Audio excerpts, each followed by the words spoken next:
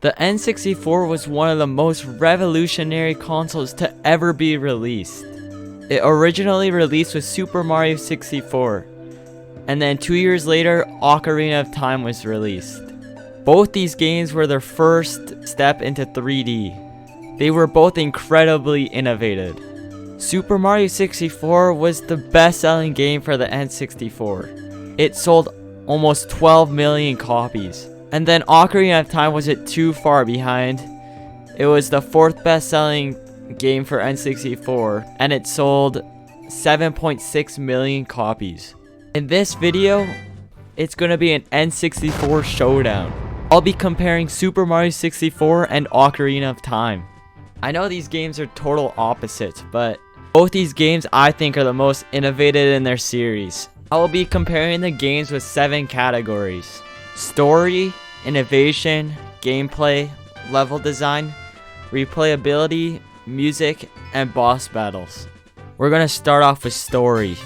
Super Mario 64 has a basic story like every other Mario game. It starts out with a letter from Princess Peach, pretty much saying that she baked a cake for Mario and she wanted Mario to come over. Then Mario arrives and finds out Bowser has trapped Princess Peach and has stolen 120 power stars and has trapped them through the paintings in the castle. The Ocarina of Time story is a little bit more complicated. I'll just say a basic version of it. So basic version of it is Link is awakened by a fairy named Navi and warns him about Ganondorf. Then Link has to get 3 spiritual stones to open the Temple of Time so he can lift the Master Sword and travel through time. Once you're an adult Link, you have to defeat the dungeons and awaken the sages to help defeat Ganondorf. That was pretty much the most basic version I could do of that, but Ocarina of Time easily won that one. Next is innovation. Let me begin. Both these games are super innovative and have a huge impact on gaming, even till this day. Super Mario 64 changed so much to the series. Like, games before this was Super Mario World and like Super Mario 3, which were like 2-button games.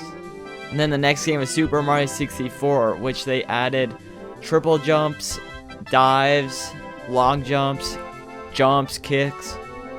Like, that changed the Mario series even till this day. Like, with Super Mario Odyssey, all those things are pretty much in it. They also added the wing cap, which was an awesome add to the game.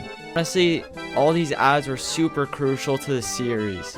Now with Ocarina of Time, this game also changed the Zelda series so much. In my opinion, the biggest thing they added that innovated the game was like the target lock button, like where you target onto an enemy.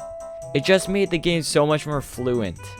They also added first-person item use in this game, like using the hook shot, the bow, the slingshot, the boomerang. All those things were like a step in the right direction. I'm gonna give this point to Mario 64. It was a close one, but I gave it to Super Mario 64 because all those things are in Super Mario Odyssey pretty much. Only 8.4% of people who are watching my videos are subscribed. I would really appreciate it if you hit the subscribe button. Now for gameplay. Super Mario 64's world design was awesome. I really like the hub world for this game. It's Princess Peach's castle, and I felt like they filled it very good. Like, I can even just play the game in Princess Peach's castle for hours. But the gameplay in this game is great. It's so much fun to jump around and explore every level. Like, if you want to collect every star, it really forces you to explore every level. But for Ocarina of Time, the world is just amazing. It's so much fun to explore Hyrule, and it feels like the world's so lively. I really like that there's like a town around every corner in this game. The only downfall about this game is that there's like no climbing or jumping. Like, yeah, they added it now to Breath of the Wild, but like, if they added to this game, it would have made it so much more better. And it would force you to explore every town. The world is just so much better because there's so much people around you get to talk to. And it makes the world just way more full of life compared to Super Mario 64, which is just a couple toads in the castle. Now for level design. Super Mario 64 has a ton of levels in this game. They have 15, and all of them are very well done. My only disappointment is with the levels that have two of the same level ideas, like Cool Cool Mountain and Snowman's Land, or Jolly Roger Bay and Dire Dire Docks. Like, they could have changed it up a bit more. Like, another idea for a water level is that they could have done like a beach themed one. Like, they're still both water, but they're like entirely different. But other than that, the level design is great and it's super fun to explore each level. Ocarina of Time did an amazing job with their level design too. There's a total of 12 dungeons in this game, and all of them are different. The puzzles in this game are overall a blast to play. I really like that there's a boss fight at the end of each dungeon, but personally I'm gonna give this point to Ocarina of Time, because I think there's way more emotion in the levels compared to Super Mario 64. Like, I like about Ocarina of Time where there's a boss fight at the end of each dungeon, because it's like you're looking forward to the fight, like the whole dungeon while you're going through it. Now for replayability. Super Mario 64, in my opinion, has a ton of replay value, because it's super easy just to jump into playing, and there's basically no dialogue. Like, it's just fun to hop into a game and start playing. But Ocarina, on the other hand, it's harder to do so. There is a lot of dialogue you have to read before you even start playing. Like, in my opinion, Ocarina of Time is like one of those games you play every like 2 years. Also, there's a lot more people streaming Super Mario 64 also. And Super Mario 64 isn't that like intense of a game, so I think that really helps it too. But for sure, I'll give this point to Super Mario 64. Now my favorite, music. Let me begin, both these games have amazing soundtracks, and for sure help the atmosphere of each game. Super Mario 64 really did an awesome job with its music. They had great music like the title theme, Bomb Battlefield, Dire Dire Docks, Snow Mountain, and the credits are amazing. Those are just some of the great tracks in this game. Now for Ocarina of Time. In my opinion, Ocarina of Time has the best soundtrack ever, and that goes for all games. Some songs that are awesome in this game, it's like the title theme, the Hyrule theme, the boss battle theme, Goron City, Zelda's Lullaby, Lost Woods, the Windmill Hut song, the credits, and I only named less than half of them.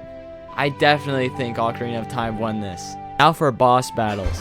Super Mario 64 had a total of 13 boss fights, but there are really only 8 bosses. The final boss fight in this game is against Bowser, and in my opinion, it's the most iconic Mario boss fight ever. I really like that you verse Bowser 3 times in this game, because it's like a build up to the last fight against Bowser. But the rest of the fights aren't that iconic, but all those fights are super easy. But with Ocarina of Time, they had awesome boss battles. They had a total of 12 dungeons, and all of the bosses were amazingly done. The final boss in this game is against Ganon, and the journey up to this point made the final boss so much more fun and way more intense. Like, pretty much you put 35 hours in and you're finally fighting him. Like, getting all the stages and then all that build up to amazing boss fight, it's just like nothing else. For this, I'm gonna give the point to Ocarina of Time, because the story really helped the build up and made the boss fight so much more like dramatic. Both these games were so revolutionary and changed the scene of gaming even till this day. It's kind of obvious, but Ocarina of Time won it. Like, I felt like if Super Mario 64 had like more of an in-depth story, it would have made the game so much more better. But I really suggest playing both these games. I want you guys to comment what game you think is better. I know it's kind of weird comparing these games because they're like entirely different. I really hope you enjoyed the video, and please subscribe and have a great day.